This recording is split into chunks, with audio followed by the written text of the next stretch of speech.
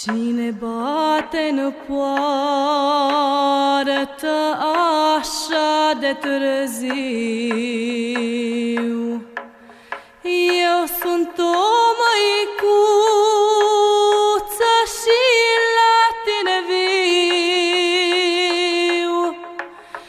Vin din lume, maică, și vin de la rele. Sufletul mi-e încărcat cu păcate grele. Te rog, o măicuță din sufletul meu, să te rogi la Iisus ca la Fiul tău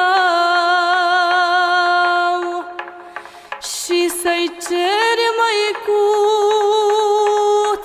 cu a ta îndurare.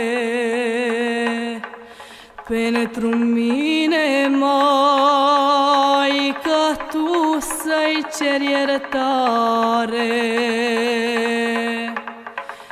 Bine stai la poartă, mă duc ca să-l caut, să văd pentru tine ce pot ca să fac, că în viața toată tu nu l-ai iubit. Iisus, pentru tine mult a suferit. O, Iisuse bune, un biet păcătos, acum e la poartă, mă roagă frumos ca să-ți cer iertare,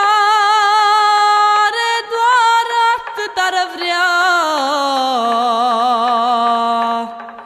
că El nu îndrăznește să-ți vadă fața. Spune-i tu, măicuță, să nu mai încerce și de la ta poartă de grabă să plece, că în viața toată și ce a putut, necaz și durere mie mi-a făcut, că în viața toată și ce a putut, necaz și durere mie mi-a făcut.